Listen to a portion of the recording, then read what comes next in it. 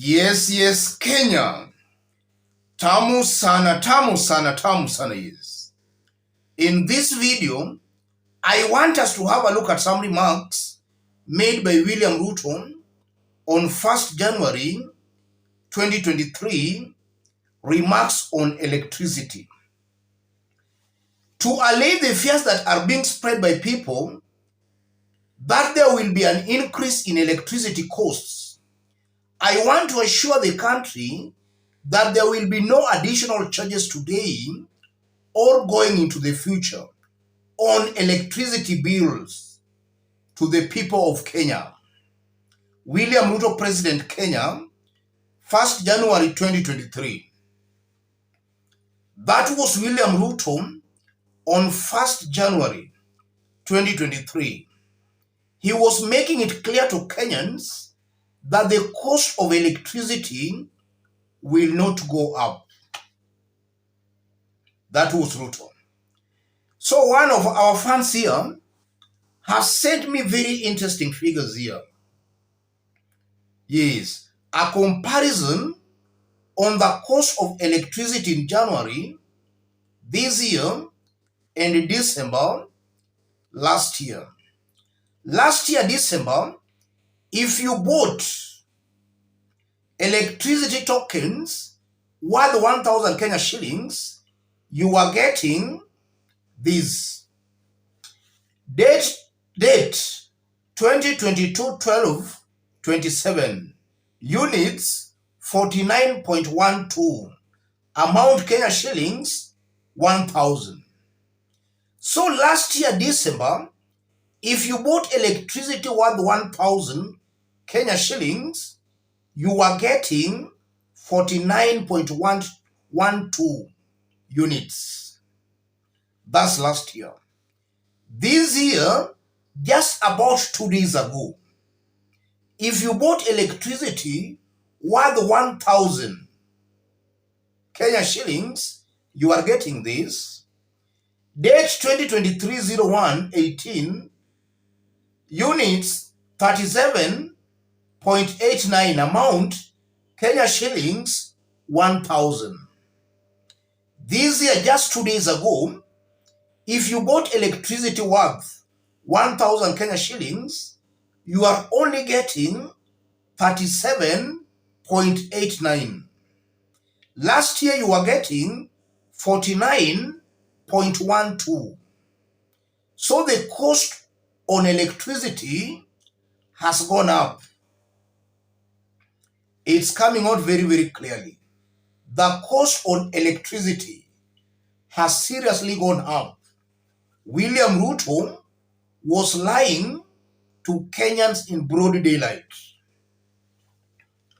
He was lying in broad daylight. Before digging deep into the story, if you are watching us but you have not yet subscribed, subscribe, give this video a like. Yes. Why is Ruto lying to Kenyans? The first reason, Ruto is lying to Kenyans because the elected leaders who should hold him accountable are not holding him accountable. The National Assembly should be checking, or rather holding, the president accountable. He has made sure that he has pocketed these leaders and no leader can challenge what he is doing. So the masses are on their own. Ruto is lying because he knows the body that is charged with the responsibility of holding him accountable, the legislature, he is in bed with the legislature. That's the first reason. And secondly, Ruto is lying because he knows Kenyans have got a very short memory. The remarks were made on 1st January this year. And so many Kenyans might have even forgotten or are not even bothered to confirm whether what Ruto said is true or not true. Kenyans have moved on. They don't even know that Ruto they don't know what Ruto said on first this year. It's only a few Kenyans who are really determined or who are really concerned about the country who always go back and confirms whether these things the president is saying are true. It's actually true that William Ruto is lying to Kenyans and lying in broad daylight. He knows Kenyans have got very short memory, or some are not just informed at all. That's why he is also lying to Kenyans. What are the political and economic implications of those constant lies by the president? The truth of the matter is that Kenya will lag behind in terms of development, in that the things the president has promised, he'll not fulfill or deliver on the promises, because he knows that after all, whether he delivers or not, nobody will hold him accountable. So as time goes by, Ruto will not be under pressure to fulfill on his promises to Kenyans. Kenya will lag behind in terms of development. And then secondly, what is most likely going to happen is that William Ruto will use a lot of taxpayers' money to actually muzzle and, if possible, bribe these elected leaders to all remain silent. And from the look of things, you are seeing no leader is brave enough challenging the president. So that is going to also to augur very negatively on Kenyans, in that instead of their elected leaders defending them, their elected leaders will not be defending them. The cost of living is actually going to be unbearable for the so-called Mama Mboga and Boda Boda. And also it can also lead to some kind of bribing even the people. Because upon the president knowing that he has not delivered, he'll start bribing Kenyans. He is dishing out some goodies. And then the same Kenyans will be clapping and cheering him up. He fails to deliver, he comes back through the back door using tokens. It's important that Kenyans should wake up and hold the leaders they elected accountable. William Ruto here is taking Kenyans for granted.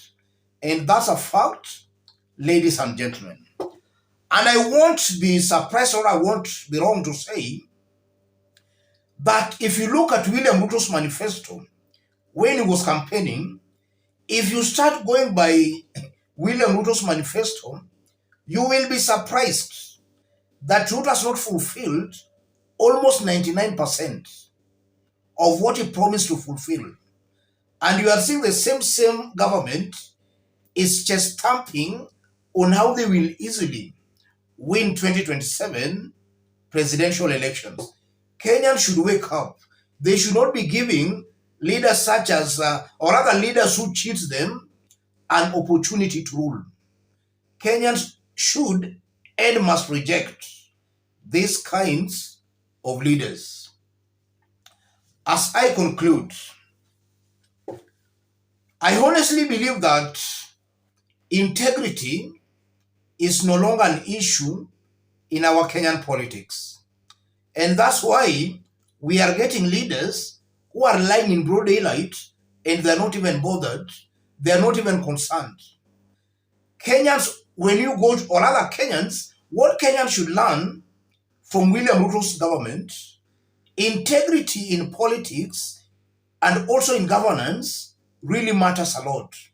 If you elect a leader of integrity, that leader will most definitely fulfill on the promises he or she made.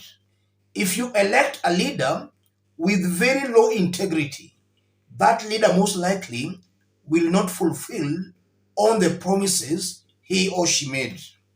That's something Kenyans should take seriously. So when voting in a leader, look at a leader's track record and integrity. Let me stop it there, ladies and gentlemen. If you are watching us but you have not yet subscribed, subscribe, give this video a like. If you want to support us here, I've pinned my number on the comment section.